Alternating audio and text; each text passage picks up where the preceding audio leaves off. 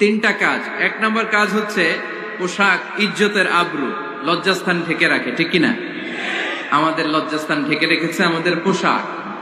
ঠিক তেমনি স্বামী তার স্ত্রীর ইজ্জত হেফাজত করে, স্ত্রী তার স্বামীর ইজ্জত হেফাজত করে, স্বামী তার স্ত্রীর চরিত্র হেফাজত করে, আর স্ত্রী তার স্বামীর চরিত্র হেফাজত করে। এজন্য আল্লাহ একে অপরের উদাহরণ দিতে যে লেবাস বা পোশাকের সাথে তুলনা দিয়েছেন। সুবহানাল্লাহ পড়েন।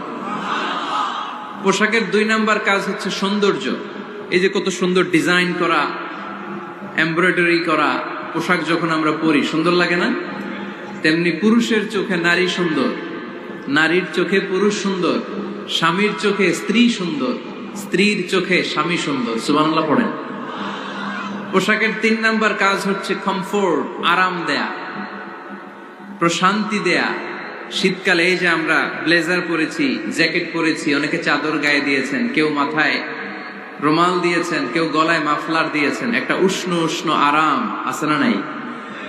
আবার গরমের কালে পাতলা সুতি কটনের কাপড় পরলে একটা আরাম আছে না নাই? তাহলে পোশাক পরলে যেমনি আমাদের দেহ প্রশান্ত হয়, আরাম পাওয়া যায়, তেমনি স্বামী স্ত্রীর স্পর্শ পেলে সে আরাম পায়, তার হৃদয়টা প্রশান্ত করে দেয় কে?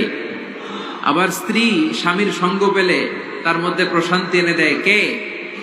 এজন্য রব্বুল আলামিন বলেন, উন্না লিবাসুল লাকুম ওয়া আনতুম লিবাসুল লাহুন্না। ও দুনিয়ার নারীরা, তোমরা হলে পুরুষদের জন্য পোশাক, পুরুষ হলো নারীদের জন্য পোশাক। সুবহানাল্লাহ পড়েন।